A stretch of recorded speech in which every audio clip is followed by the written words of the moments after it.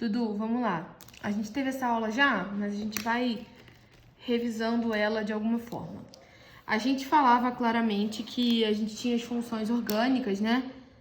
Eu vou mandar agora o quadrinho. Vou até, enquanto tô aqui com você, te mandar as funções orgânicas.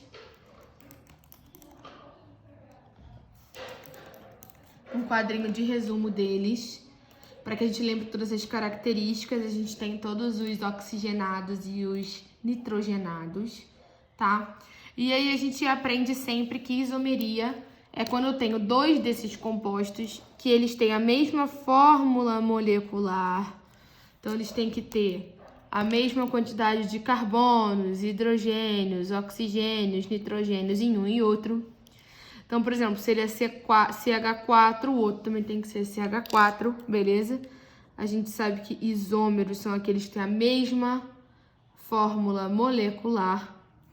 E aí a gente divide essa isomeria entre isomeria plana e isomeria espacial, que é a isomeria cis-trans e ótica, beleza? Na isomeria plana, a gente já havia discutido que eu tenho 5 tipos de isomeria. Eu tenho sempre que o nome é o que difere, beleza? Então, eu tenho isomeria plana de cadeia, em que ele tem a mesma função. O que difere é a cadeia, uma é aberta, outra é fechada, uma é normal, outra é ramificada. Eu tenho isomeria plana de função, onde o que difere é a função. Então, função diferente, essa é bem fácil de distinguir. Lembrando que se as funções são diferentes, só escrever aqui em cima que as cadeias são diferentes. Lembrando claramente que se as funções são diferentes e são isômeros, oxigenado vai ser isômero de oxigenado e nitrogenado de nitrogenada, porque eles vão ter que ter a mesma composição. Isomeria plana de função, ele tem a mesma função. Desculpa, isomeria plana de posição, ele tem a mesma função. Ele tem a mesma cadeia,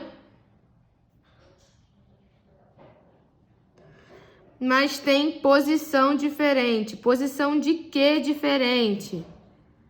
Ou é a posição da insaturação, ou é a posição da ramificação, ou é a função que está em lugar diferente. Por exemplo, posso ter um álcool no 2, depois um álcool no 3, no 4, beleza? A próxima a gente chama de metameria ou de compensação. Ela é fácil de distinguir porque é quando eu tenho um heteroátomo que muda de posição. Então, você tem um heteroátomo que muda, igual eu tenho em éter, por exemplo, ou em amina. Isso ocorre. E tautomeria é um caso particular de isomeria funcional, onde eu tenho anteriormente um enol, essa dupla sai e vai para alguma função de ponta que tenha a dupla. Então, também é fácil de reconhecer. Nunca se esqueça que ainda tem que ter a mesma fórmula molecular. A segunda isomeria, dentro de isomeria espacial, é a isomeria cis-trans, que elas ocorrem ou em compostos de dupla ligação ou em compostos que são ciclo. E aí eu dei um exemplo aqui, onde a gente tem uma dupla com 4 ligantes e os ligantes de mesmo lado não podem ser iguais. Aí a gente pega e corta essa molécula aqui no meio. Se eu cortei e os hidrogênios ficaram de mesmo lado do plano, é formato cis. Se os hidrogênios ficarem de lados opostos, é trans. Beleza?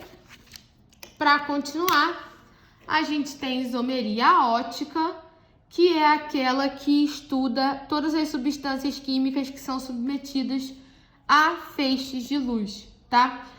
Aí a luz fica polarizada, modifica o meu elemento, girando ele para a direita ou para a esquerda, causando um dextrogiro e um levogiro, ou substâncias dextrógeras e levógeras. Mas o que me interessa é que quando isso ocorre, eu tenho uma formatação de carbono quiral ou assimétrico, que é um carbono com 4 ligantes diferentes, beleza? Aonde R1, R2, R3 e R4 tem que ser diferentes entre si. Para eu saber, nessa cadeia, quais são os isômeros ativos e inativos, eu pego 2 elevado a N e 2 elevado a N menos 1, aonde N é o número de carbonos assimétricos ou quirais que tem naquela molécula. A partir disso, eu vou te mandar dever agora, hoje e amanhã, e a gente já vai resolver eles.